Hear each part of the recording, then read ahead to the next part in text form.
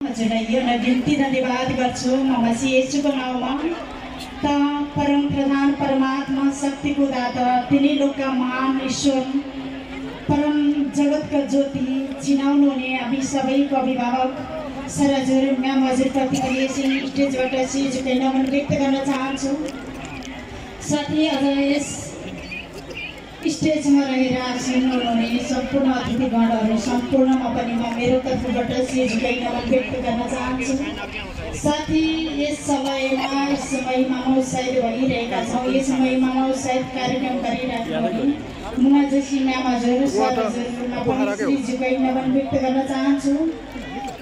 साथै शाखा प्रमुख शाखा उपप्रमुख साथै शाखा लिडरजन साथै केन्द्रका लिडरजनहरू साथै यस तल्लो फ्लोरमा बसिराख्नुहुने सम्पूर्णमा पनि एकमुष्टमा उदयपुर नेपालदार शाखाको तर्फबाट र सुमित्रा तामाङको तर्फबाट पनि सिजोकै नमन व्यक्त गर्न चाहन्छु।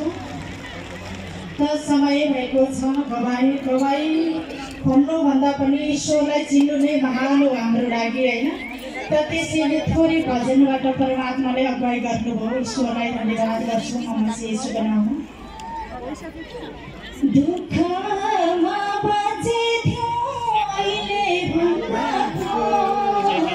दुःखमा बाँचे थियो अहिले भन्दा सद्बुद्धि लगाइदिनु पिता परमेश्वर सद्बुद्धि लगाइदिनुहोस् पिता परमेश्वर।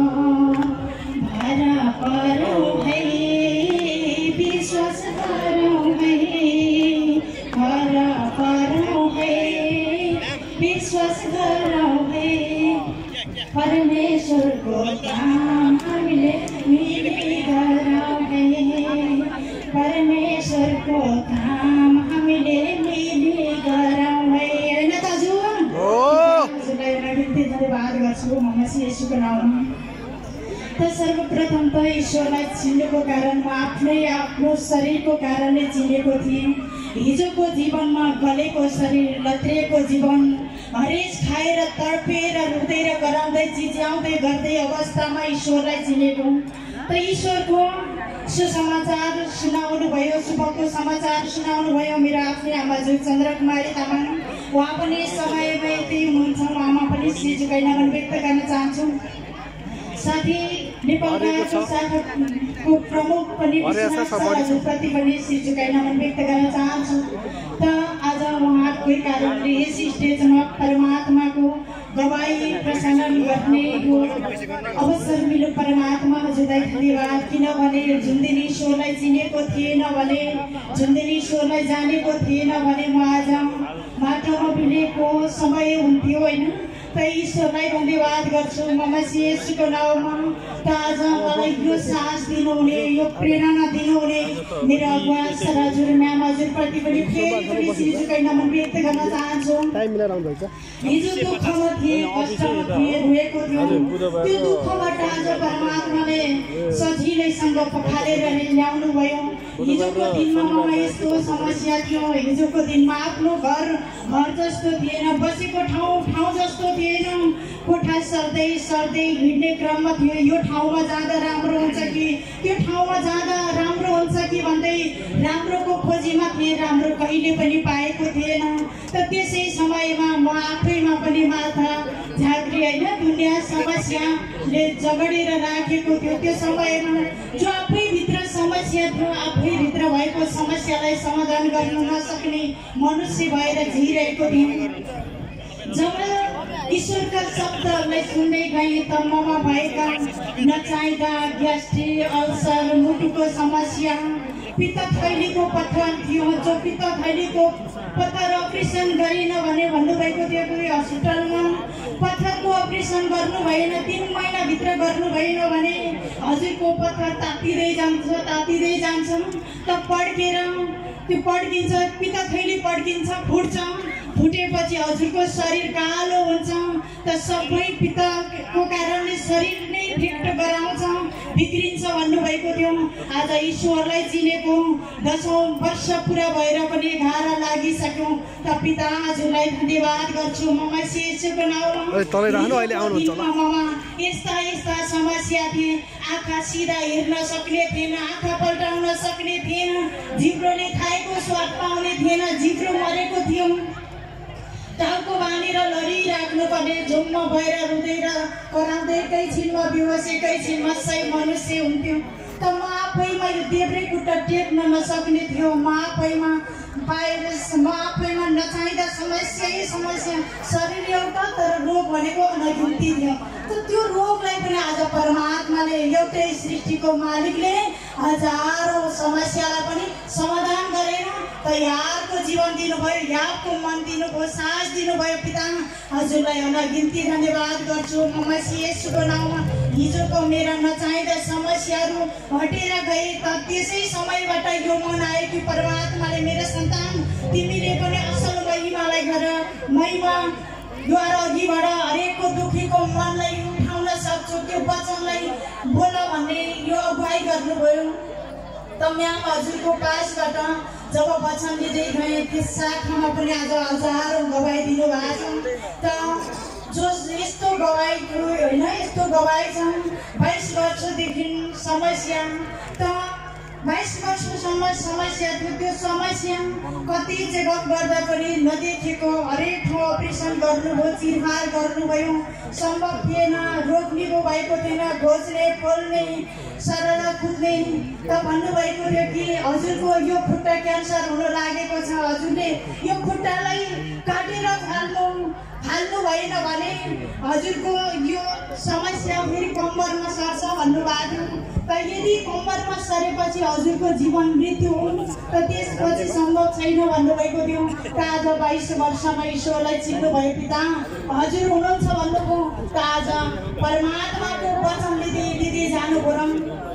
त्यो समस्याको दोषलाई पनि जो चेकअप गरेर हेर्दा, भिडियो एक्सरे गर्दा नदेखेका ती हार्टको टुक्रालाई पनि परमात्माले झुकेर फालिदिनुभयो, तयार जीवन दिनुभएको छ होइन। त एउटा नाम, यस्तो नाम हुनुहुन्थ्यो कि जो हस्पिटलले भन्नुभएको थियो, जो भर्खर जन्म भएको बच्चा, त डक्टरले भन्नुभएको थियो कि हजुरको बच्चा 99% बाँच्दैन, हजुरको बच्चा जीवित रहँदैन, हजुर के गर्नुहुन्छ? त ईश्वर भरोसा मात्रै छ, अरू सम्भव छैन हामीबाट भन्नुभयो। त उहाँले ईश्वरको राज्यमा जुटाउँदै जानुभयो। हेर्दाखेरि त संसारको आँखाले हेर्दा त होला र यो बच्चा ठिक हुन्छ र, यो राम्रो होला र, यो बच्चा त यस्तो छ भन्ने मन आउँथ्यो होइन। तर आत्माको द्वारा हेरेँ, परमात्माको द्वारा अगुवाई गर्नुभयो, मेरो सन्तान वचन गर भन्ने मन आयो। त वचन दिँदै गयो, वचन दिँदै जानुभयो ईश्वरले। त 99% हजुरको बच्चा जीवित हुँदैन भनेको बच्चा पनि आज परमात्माले एकदम खेलाउँ एकदम राम्रो हष्टपुष्ट तयार गरेर राख्नु भएको छ। त्यो दिन ईश्वरमा रहेछ हजुर, ईश्वरलाई धन्यवाद गर्छु म मसी येशूको नाउँमा। त्यस्तै एउटा म्याम हजुरको चाहिँ पेट दुख्ने, पेट पोल्ने, अनि भन्नुभएको थियो कि टाउको फुट्न खोजेको छ, मेरो पेट फुट्न लागेको छ। त भन्नुभयो कि म्याम हजुर बच्चा पाउने व्यथा जस्तो भएको छ, म कसरी बाँच्ने होला? त आज यो समयमा म कसरी बाँच्न सक्छु भनेर एकदम आत्तिँदै छटपटाउँदै आउनु भएको थियो।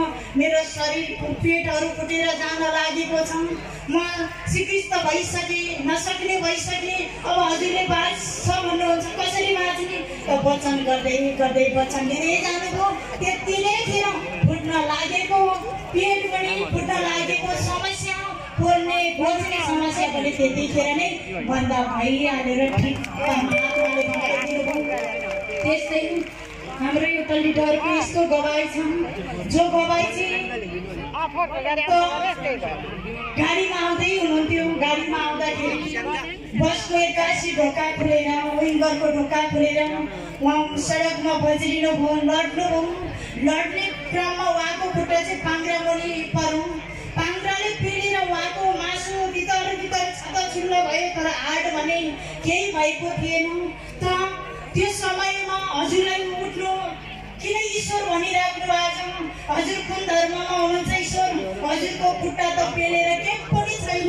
हजुर ईश्वर भन्नुहुन्छ, हजुरको खुट्टा गइसकेको छ उठ्नु भन्नुभएको थियो। त्यो समयमा म्याम हजुरले भन्नुभएको थियो मेरो खुट्टा केही पनि हुँदैन पिता, केही पनि हुँदैन पिता, मेरो हाड भाँचिएको हुँदैन पिता, हजुरले सही राख्नुपर्छ ईश्वर। त मनबाट माग्नुभयो, जानुभयो, जाँदाखेरि अर्को ठाउँको मासु काटेर त्यो ठाउँमा लाउनुपर्छ होइन भन्नुभएको थियो। त मासु लिनलाई पनि 3 महिना लाग्छ भन्नुभएको थियो। हजुरको यो शरीर तयार हुनको लागि 6 महिनासम्म बैशाखी टेकेर हिँड्नुपर्छ भन्नुभएको थियो।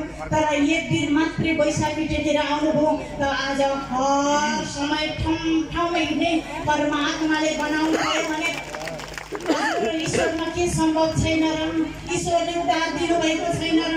त्यसै क्रममा हामी केन्द्र गएर फर्किँदै थियौँ। त्यस समयमा पनि यस्तो गवाई ईश्वरले दिनुभयो कि वचन बोल्दै बोल्दै गएका थियौँ।